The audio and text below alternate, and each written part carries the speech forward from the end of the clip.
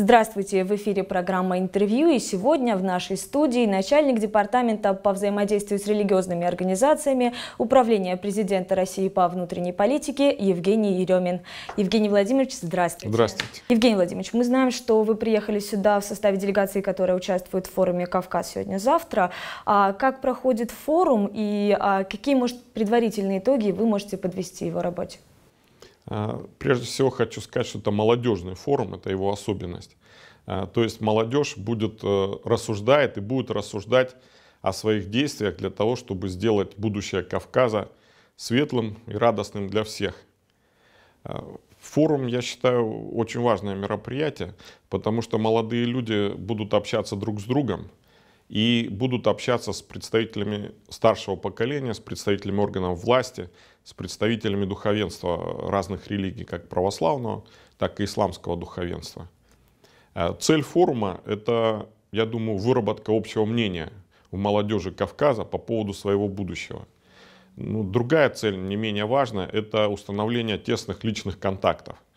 Потому что молодые люди рано или поздно, к сожалению, постареют, будут делать свою карьеру. Я уверен, что вот эти неравнодушные молодые люди с активной гражданской позицией будут занимать видное положение в субъектах России, будут у власти.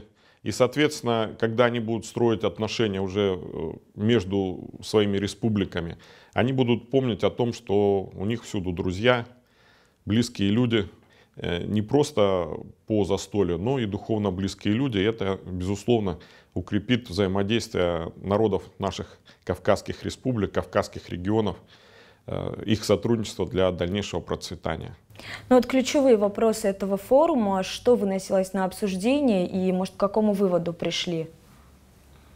Ключевые вопросы, я думаю, один из самых важных — это взаимодействие молодых представителей разных этносов и разных религий. Как вместе строить общее будущее?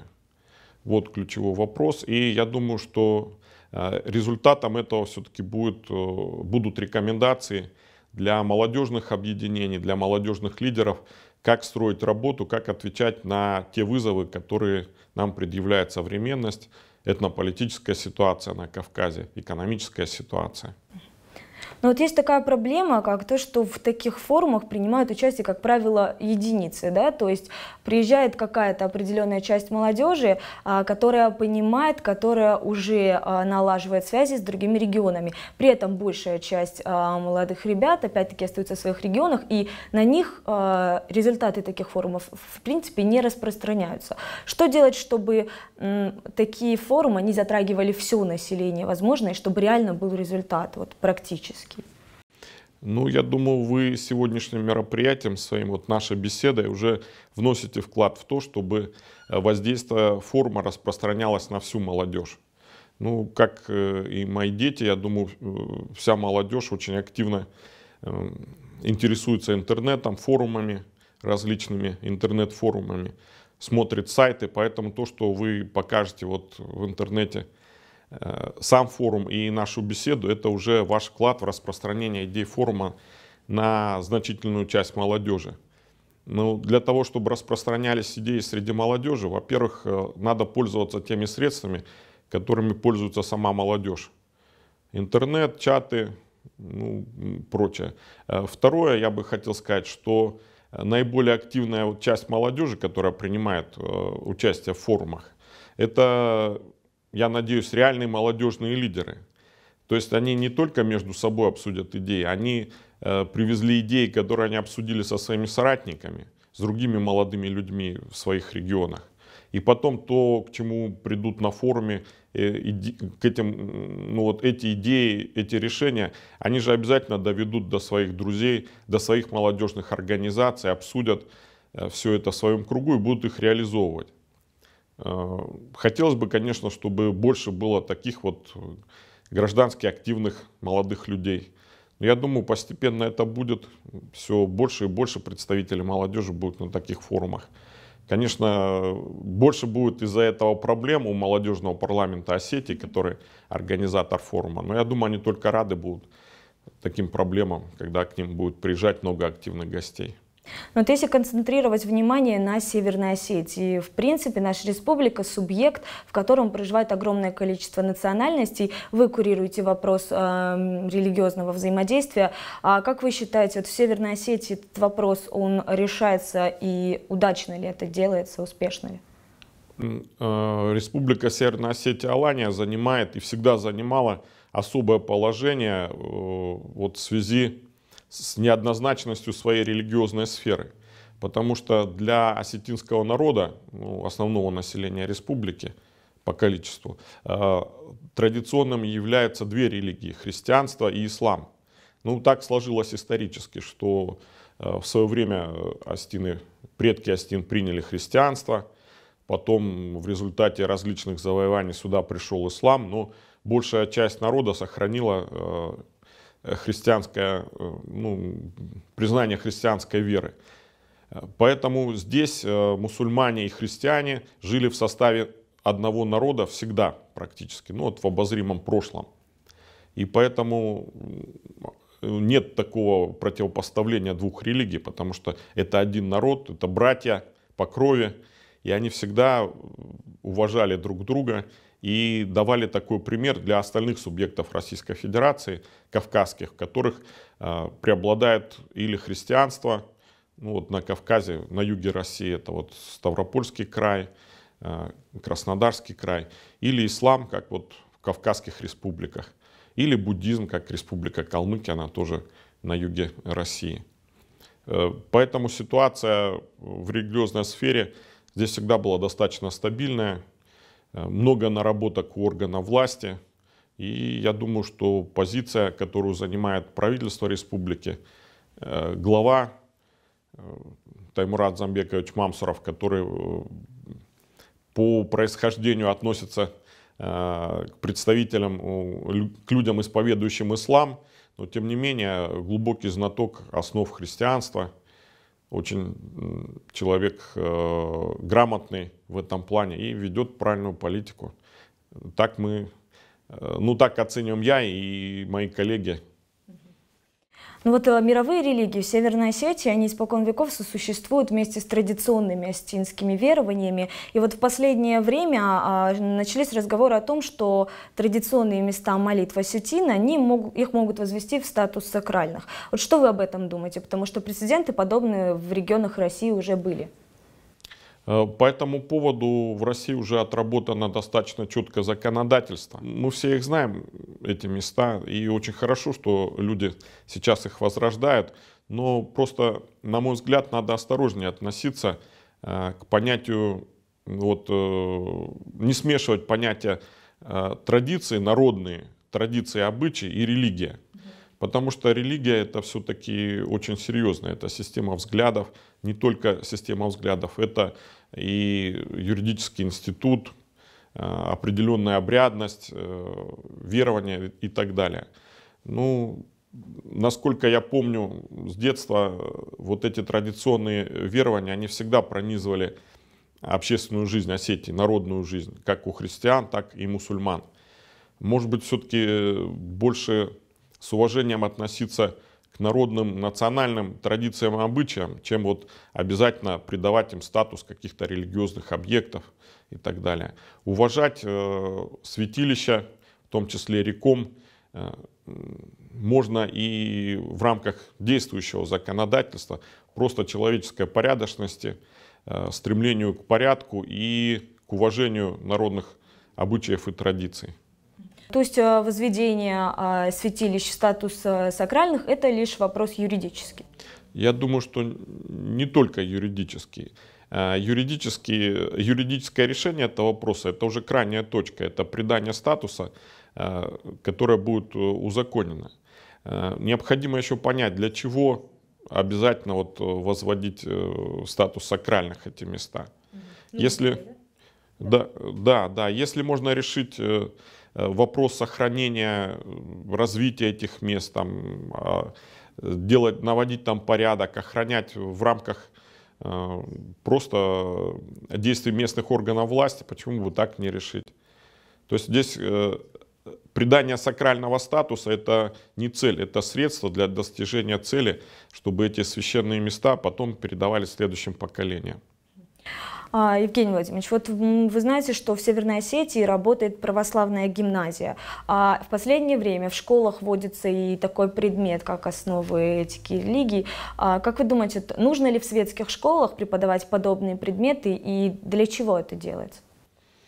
Ну, мое мнение здесь уже не главное, потому что существует закон, и преподавание основ религии в школе это ведется в соответствии с действующим законодательством. Здесь выбираю не я, выбирают родители учеников вместе со своими детьми. Преподавание основ религии, ведь это был очень спорный вопрос в свое время. Важно, чтобы дети знали религиозные основы культуры по своему желанию. Ведь там можно выбирать основы какой-то определенной религии, можно выбирать основы всех религий, а можно просто курс светской этики. Поэтому те, кто выбирает православие, хочет знать религиозные корни своей культуры, ну, я это приветствую, так же, как и то, что дети выбирают основы ислама. Это их выбор, надеюсь, осознанный. Ну а что это дает в итоге? Для чего такие предметы вводятся в школах?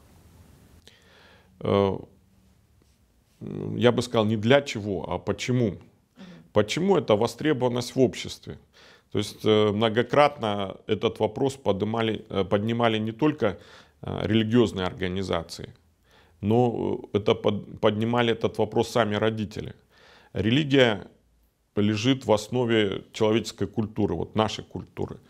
Общероссийская культура, в основном ее корни лежат в православии, в христианстве.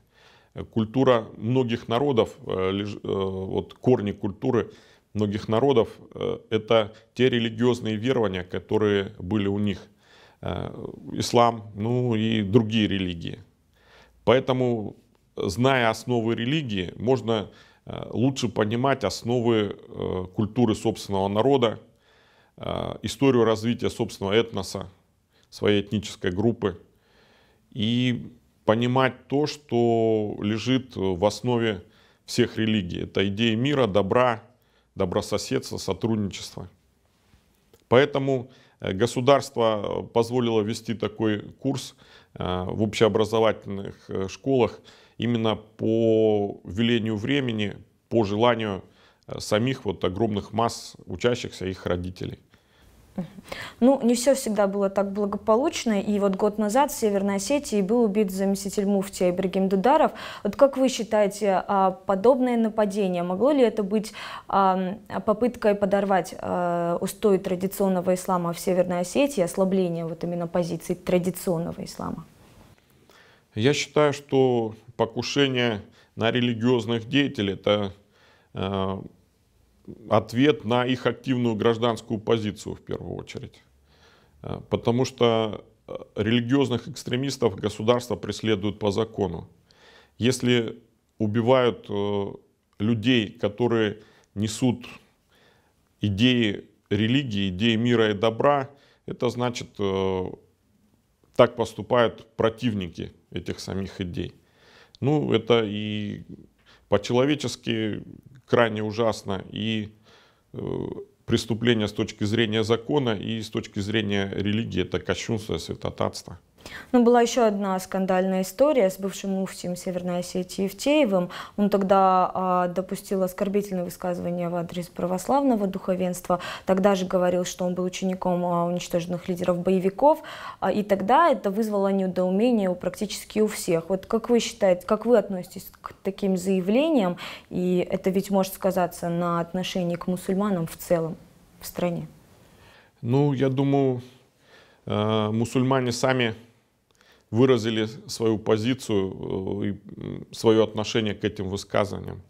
У мусульман Осетии другой лидер, который принял фетву против различных экстремистских проявлений, против попыток участвовать в гражданской войне в Сирии на стороне религиозных исламских экстремистов. Поэтому, я думаю, мусульмане оценили с моей точки зрения, совершенно правильно такие высказывания. И недоумение — это достаточно мягкое слово. Лидеры должны призывать к миру и гордиться тем, что они ученики великих просветителей религиозных, а не тех людей, которые запятнали себя кровью. Вы сам родом из Северной Осетии, вы здесь прожили очень долгое время. Тот период времени, когда вас здесь не было, как вы считаете, что изменилось в плане религиозного взаимодействия между разными конфессиями в республике? Ну, те годы, мои детство и юность, конечно, тогда религия, ну, мягко говоря, не звучала. Тогда больше идеи атеизма пропагандировались. Фактически из всей религиозной жизни проявления были только вот традиционных астинских, о которых вы говорите. Причем они были традиционными и воспринимались положительно всем населением республики, в том числе представителями других национальностей, ну, русскими в первую очередь, так как я русский. Поэтому эти традиции и обычаи, там, почитать Хетага, молиться в Астарджи за столом, это наши общие традиции. Конечно, за эти годы наступает расцвет и православия, и ислама в республике. Меня крестили в младенчестве вот в маленькой церкви, которая на улице Августовских событий. Вчера я проехал по городу огромное количество, ну, по сравнению с тем, что было, конечно, да, то есть замечательные храмы, возрождение Астинской церкви мне очень понравилось. Я вот в детстве мы ходили на могилу Коста поклониться великому гению, но церкви никогда не видели изнутри, она была закрыта, она не действовала. Сейчас это духовный центр, видел кафедральный собор, другие церкви, был в монастыре. То есть религиозная жизнь возрождается как в православии, как в исламе. И это можно приветствовать. Вот исходя из того, что я говорил ранее, что религиозные лидеры пропагандируют добро, идеи мира, созидания, сотрудничества. То же самое и муфти Осетии, и глава Владикавказской аланской епархии высказывали на форуме и высказывают на нашем форуме, вот, на который я приехал. Поэтому такое возрождение, развитие религиозной жизни только радует. А что касается развития самой республики, что вы можете сказать, что изменилось за это время во Владикавказе и вообще в республике? Ну, мне трудно назвать что-то такое особо яркое, потому что я, несмотря на то, что уже много лет живу далеко от своего родного региона, я достаточно часто приезжал или, там, допустим, в правительстве России занимался экономическими проблемами Осетии. Поэтому эти изменения происходили на моих глазах. Ну, одно, наверное, назову для коренных жителей Владикавказа. Вот представители моего поколения помнят, как очень долго строился ЦУМ. Это был долгострой там, протяженностью в 10 там, с лишним лет. Потом очень очень долго ЦУМ действующий стоял в таком разрушенном, ну таком не очень приглядном состоянии, с ужасными выбоинами на дороге, на асфальте там. И вот когда я увидел новое здание ЦУМа, очень приличное, с приличными тротуарами вокруг, я понял, что вот в Осетии порядок есть и будет.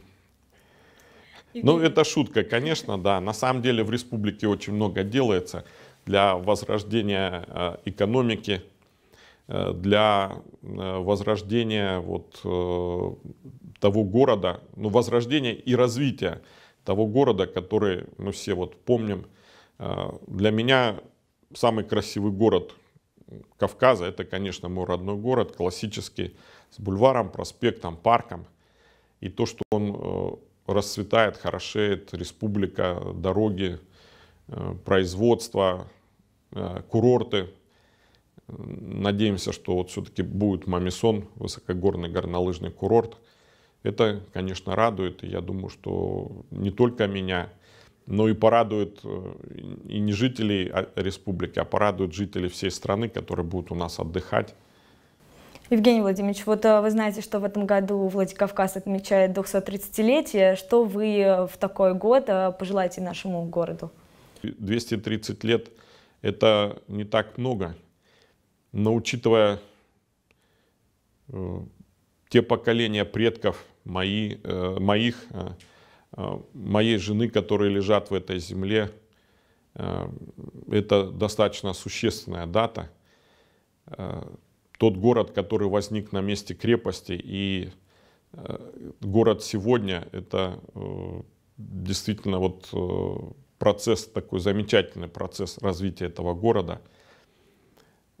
Я думаю, что наш город будет жить еще очень много-много сотен лет. И хотел бы пожелать нашему городу, чтобы в него всегда хотелось вернуться. Вот как мне вот из Москвы всегда хочется приехать домой.